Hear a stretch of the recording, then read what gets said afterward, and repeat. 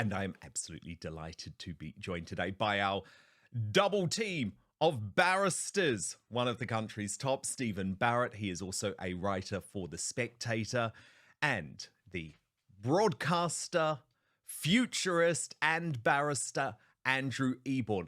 If you want your country fixed, you have to get involved. And it strikes me that this petition is the first step in people doing exactly. that. It's Let's remarkable. be inspired by it. But Andrew Eborn, I was also really interested in a post by Myron Senthil Nathan of Reform UK, who said, of course, the aim is not to initiate a general election. It is to collectively rattle the cage, to dent the morale of Labour MPs who know they are on thin ice. It is a chance to show our outrage and humiliate a deceitful government to the rest of the world. Andrew Eborn, do you sign up to that? Well, I think it's very simple. Rattling cage is absolutely right. And just to put it in perspective, the government's obligation with petitions over 10,000 signatures require a government response. 100,000 may be debated in Parliament, although that's not guaranteed. If you look at this current running total, which I know you what are we at? Well, what are we at now? 2.3 million. Woo! 2.3 million has spoken. It's like a telethon. It's extraordinary. And I have to say, Dan, congratulations at the very beginning. 103 shows. I love seeing you go from strength to strength and holding people's feet to the fire in a way that others are not doing. I have the joy of having Errol Musk, who's Elon's father, on my show every day. And I was discussing this petition with him. And he says, look, the UK is just a joke with Starmer in charge. It's going to dent the special relationship, which we boasted about for years, if we don't do something against it. He says the only solution is Starmer has to go. And you look at that sort of basis, and if you all what I loved about the farmers was one of the brilliant T-shirts. We talk about spoonerisms, if you like, the stuck farmers. You work on that sort of basis. I think we should all get those printed and wear them. And the thing is, Elon, I mean, I've watched your interviews with Errol Musk. I find them absolutely fascinating. And Elon is really shaming this government in so many ways. And it's not just this politician. I mean, look at a couple of his other posts over the weekend. He posted something I think that should shame anyone who believes in free speech. This headline about the UK saying reading Lord of the Rings and 1984 could lead to right-wing extremism. And Musk wrote, what is happening in the UK? That was in reference to a ludicrous report about Prevent. Then when it comes to Tommy Robinson, he posted, why is he in prison for 18 months? Now, Tommy Robinson is a name that if you're in the mainstream media, you're not even really allowed to mention. But Elon Musk is going to shift the Overton window. So why would you want to join the police? Andrew, look at the officer in the Chris Cabba case in London. I mean, look, the country is in trouble, Andrew. It's totally in trouble. And I always say that trust comes in on foot and leaves on horseback. And the reality is trust in the media, trust in the police, trust in institutions is at an all-time low. And I think you're right. And this is what's happening. And you get this whole thing about two-tier care and these investigations of non-crime hate incidents. And you have the lunacy that we've seen about people being called a fish, or you're saying you had an aggressive haircut, or those sort of things, and all those being wasting time on that sort of basis. It's nonsense. It's embarrassing. No, completely. Surely, Andrew Eborn, it is also important to know if these incidents are linked in some way. Are they being investigated together? You're absolutely right, Dan, as always. And what happens if you stop people who keep them in the dark? They fill the vacuum with their own sort of wild and spurious theories. But without doubt, Putin's made it very clear there's going to be retaliation. It may not be a direct strike or whatever it is, but this is certainly a possibility. And as always, you work on that sort of principle. You want to sell anything to anybody. Fear is by far the greatest human emotion by which you can sell things. And I think by keeping us in the dark, fear is only going to spread. So we need that information. The reports about the Westminster Bridge incident, it started off as a stabbing. It then turned into, the media reported it as a heart attack. But clearly there was an incident. And again, it's another example of where information is being kept from people. We need to know things so we can form informed decisions and keep us safe.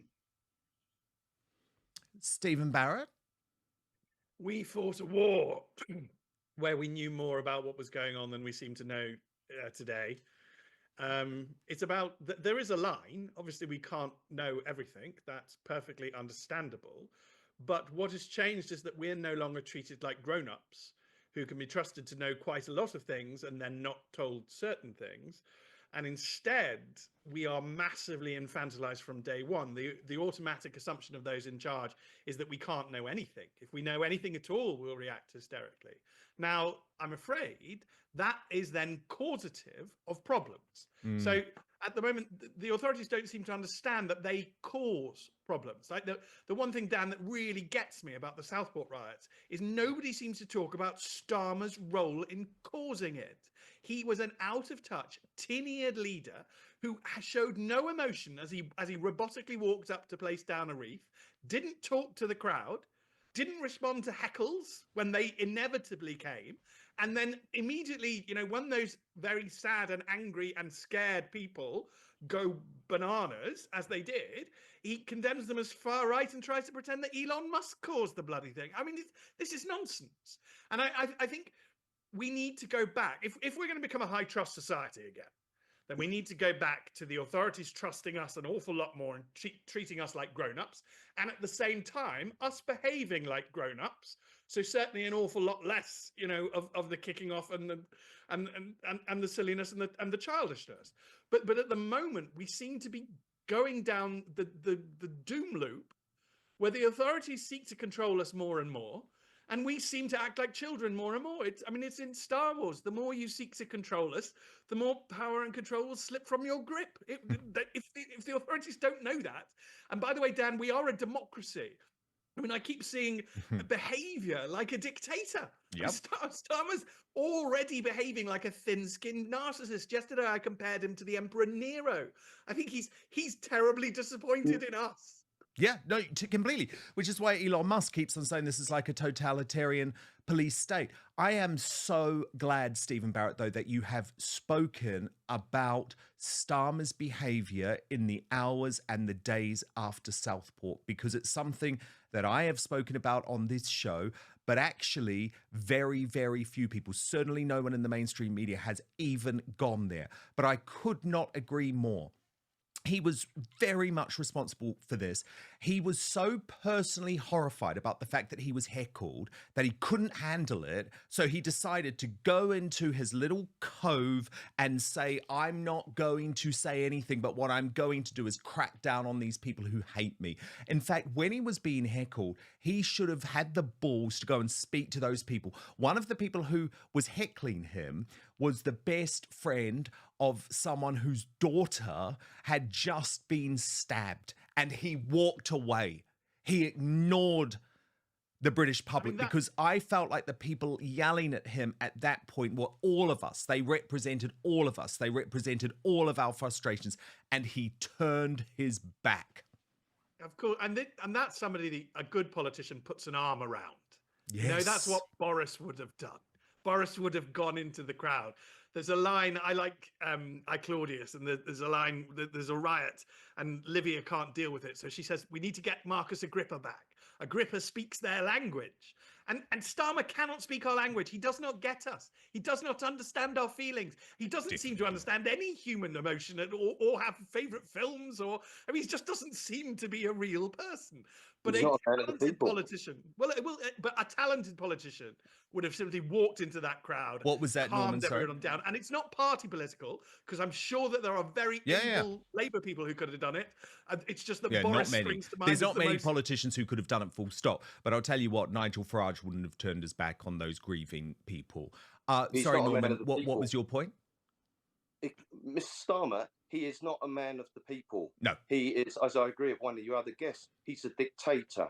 He tells you what he wants to. And getting back to the original petition, the reason why 2.3 million people have signed it, because it's because he has not done what he said he would do. Yeah. What he has done is he has hurt Britain. He hasn't just hurt certain sections. He's hurt all of us. Yes. He's hurt the farmers. He's hurt the pensioners. He's hurt the police officers. He's hurt the public. He's hurt businesses. There isn't anybody. And he lied about it too. He lied about it too. I feel like he is literally spitting in our faces. And I know that is a strong term, but that is how I feel. I feel like he lied so blatantly and he doesn't give a damn about it. But look, you're so right, Dan. There was that sort of moment during the election campaign when they talked about basically we won't be putting up the taxes on the ordinary working man. And it was those weasel words. We thought, well, what's an ordinary working folk? Because the reality is we've got increase in national insurance was going to have a trickle-down effect. You've got pensioners who've got a choice between heating or eating this winter. Elon Musk, say my new best mate, basically he wasn't even invited to the no, they hate him. They hate him because he called them out. Breaking right now, for Donald Trump, it was the cats and dogs of Springfield. But there are now growing fears that illegal migrants right here in the UK are eating protected British swans. After a picture I'm about to show you from Winsford Marina in Cheshire went viral online. So a local wrote here, swans are protected species in Britain, but illegals don't care. Of course they don't. Why would they? The government pay for them to live here, then tell them they can do what they like. This was Winsford Marina, Cheshire. Now, we all remember the point that Donald Trump made in his presidential debate versus Kamala Harris. All over the United States. And a lot of towns don't want to talk. It's not going to be Aurora or Springfield. A lot of towns don't want to talk about it because they're so embarrassed by it. In Springfield, they're eating the dogs, the people that came in. They're eating the cats. They're eating the pets.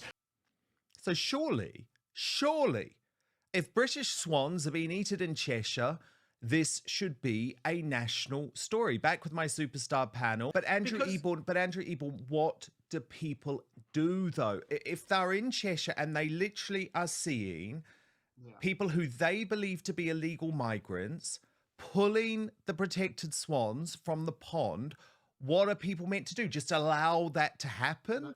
Just accept that the police are going to ignore it? No, they absolutely shouldn't. It's a protected species, although it is legal, bizarrely, in some US states, including Alaska, Utah, Montana, and Virginia, although it's obviously illegal in places like New York and throughout the UK.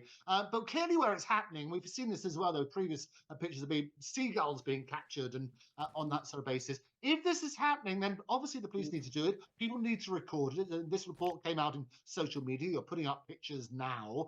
We need to report it. And so we don't get dismissed in the way that Trump was dismissed when he said that people were eating pets. Well, exactly. So he was dismissed. He was dismissed. I'm sorry. I've seen the videos from America. You know, this is the thing when people talk about the mainstream media now and they talk about fact-checking outlets that are all left-wing. We can see for ourselves. We don't need you to fact check. We can see the videos ourselves. Which brings us back perfectly to the petition. Yes. And I repeat, it's more than a petition, Andrew. It's a live expression. I mean, look at the numbers just going up like that. 2.3 million now. It is extraordinary, isn't it? And Mike Westwood, as we said, he's only 4. He's a publican. I can tell you, he's at the Wagon and Horses in Oldbury, which he says is good. We've found out. Okay. Oh my goodness. We'll all go down there afterwards for the after show party. It's got to be good. The Wagon and Horses. Where? Sorry. In Oldbury. And he says it's the cheapest pub in Britain. It's about £2.60 a pint. So I'll treat you all to the first round. We'll celebrate your success, Dad. It's going to be good. But the people have spoken. And as the reason, as I say, I spoke to Errol this morning, Errol Musk, he said, look, people have to listen. People have to wake up, even though there's no obligation. Just to be clear, there's no obligation at all to call a general election. It would be wrong not to listen to the people. Elon has got involved because he's the de facto president of the United States. He is such an influential person on world stage that he himself has taken issue with it. And you've got people like David Lammy calling out Trump on what would now be considered a sort of non-crime hate incident, if you like, the language that he was using. Oh, of course. Absolute hypocrites. Wes Streeting, the health secretary, suggested that Jan Moore, a columnist from the Daily Mail, be pushed under a bus. No one's suggesting he should be arrested. That's two-tier justice. It's perfectly valid to begin private prosecutions of politicians if the system is breaking down. If the system is operating free and fair and the rule of law is in good, fit and, hale and hearty health, then you wouldn't need to do private prosecutions. I think at the moment that it would be better if the Electoral Commission, as the official regulator, investigated what has gone on. I do wonder quite why the Chancellor is clinging on. She's desperately unpopular for a number of reasons, but this is, I think, the type of scandal that when I was a child, when I was a young man, ministers resigned for without much fuss. Without any doubt. Come on, we know if this was a minister in the last government, this would have been leading the news. And what I find absolutely disgusting is that the mainstream media have not put one question to Rachel Reeves, not one question to Keir Starmer. They're all in this together. They want to back her because she's the first female chancellor, effectively, and they don't want her to be hounded from office so quickly. They don't give a damn about the fact that Liz Truss was a highly successful female prime minister. Andrew Eborn, do you agree? I mean, you're a barrister too. Do you agree with Stephen Barrett on this, or would you think a private prosecution could be an option?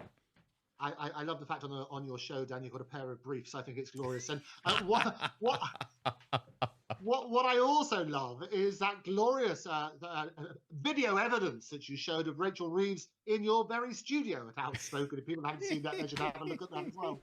She's even claiming she once hosted this show. How outrageous! I saw the evidence. The point is this, Dan, is that justice. It's a very disturbing sight. Can I just clarify, by the way? Can I just clarify? Sorry to interrupt, Andrew, but some people actually thought that I dressed up as Rachel Reeves. I will clarify. It was AI. No, I tell you what, it's the proper landscaping. I think that obviously shows how well it worked. It was going to be good. But sorry, Andrew, I interrupted you with your serious point. Can there be a private prosecution? Justice is supposed to be blind, as Steve said. You've got to turn around and say it's irrelevant whether you're on any political party. We need to get trust back in the justice system. It needs to be investigated, and it needs to be investigated now. If lies were told or untruths were told, we need to know about it, and appropriate action needs to be taken. But they were told. This is the thing. So why is nothing happening? I think exactly. So something should be happening. We need to get justice back being respected in this country. We need to make sure that there's not this two-tier system. It should be blind, and that's how justice works. It's irrelevant. Nobody is above the law. This is what they always say. The fact that Tommy Robinson's in jail, they say nobody's above the law because they had that situation about basically contempt of court. And there's a sort of misunderstanding about that. If they keep saying that sort of side, then Rachel Reeves cannot be above the law either. Well, indeed. And look, the thing is, Stephen Barrett, we're now in this extraordinary place where I'm seeing people across the left trying to say, oh, no, it's completely fine. She just told some white lies on her CV. That's fine. Okay, so there are our standards now, are they? Because those standards then have to apply across the board. And we know that won't be the case. We also remember, by the way, Stephen Barrett, that this is a woman who plagiarized her book. So I don't just think the lies stop here. This is a woman who has cultivated quite a fake life, which is incredibly disturbing, given that I believe as Chancellor, she has already lied multiple times. She's lied about a £22 billion black hole, for example, partly because she was responsible for creating a lot of that black hole with her massive payoff to train drivers and other public sector workers. So this is a woman who seems to be a compulsive liar, which I find incredibly disturbing. If that's true, we need to know. This is, we are still a great nation. She is Chancellor of our great nation. I mean, let's just go back to basics. She represents His Majesty the King. Her honour is His Majesty's honour. And that's why ministers resign when there is scandal. That's why Profumo resigned. That's why, countless ministers have resigned. And I don't just think it was the last government. I lived through the Blair governments and the Brown governments. And I think that a Blair minister would have resigned by now too. What we're seeing, I actually have deep sympathy with my friends who are Labour supporters, because this aberration of a government, I've never seen anything like it before, and it seems to have absolutely no shame. So we're going back to the speaking of no shame, we just saw Mariana Spring there. She is the BBC's disinformation expert, okay, and she's in charge of this BBC Verify unit. Now, Andrew Eborn. Wil je ook in het eliteclubje van winstgevende daytraders, maar heb je geen idee waar te beginnen? Je staat er niet alleen voor. Not surprisingly, they have been very quiet on this story. Do you think it's possibly because Mariana Spring was all... Go back to basics. She represents His Majesty the King. Her honour is His Majesty's honour.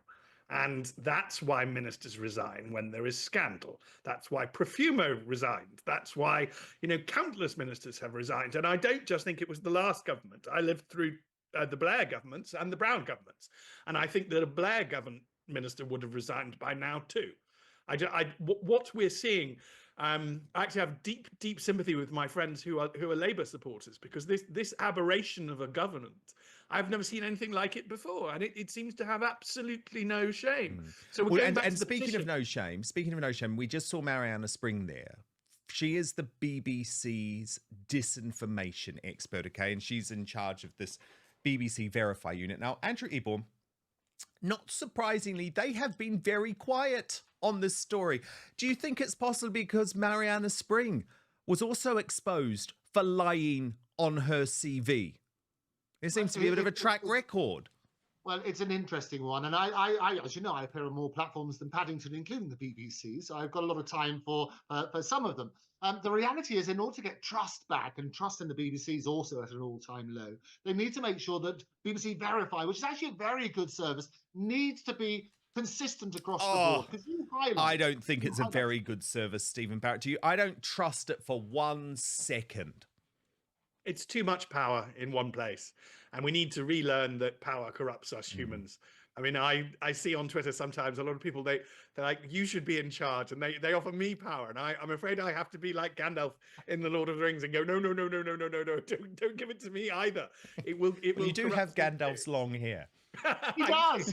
It's got to be good. Some more manscaping needed. He wouldn't have needed the wig for Rachel Reeves. But we do need to just be aware that power corrupts, and not assume that Mariana Spring is going to use her, colossal and shattering power over what is and is not truth, just independently and with great virtue. She's not going to, because none of us would. Yeah.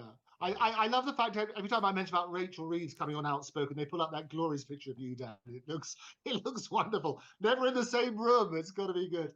No, it's absolutely right. There are some things which are very good about BBC Verify. My point is they have to be consistent. You've highlighted one area where there is that inconsistency, so we need to look at that again. Yeah, I just think if you're trusting the BBC to tell you what's true or not, you're in trouble. That's my view.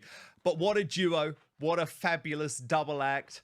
Andrew Eborn, Stephen Barrett, and of course, Stephen, one of our best legal brains, has fascinating analysis all day long on X. And Andrew Eborn, your show is back. Where can we listen to it? Oh, on more platforms than Paddington. I pop up all over the places on several stations. But virtually every station you've mentioned today, I've been on. I'm on Times Radio again tomorrow. I was on with Errol Musk, say, every single day. You get the Andrew Eborn show. You can subscribe on YouTube. Go and do that now. Well, look, I want to listen to you independently when you're with Errol. I think that's the best place, because then you don't have the terrible mainstream media gatekeepers around. But Stephen Barrett, Andrew Eborn, such a pleasure to have you both here on the Superstar panel again today. Thank you very much.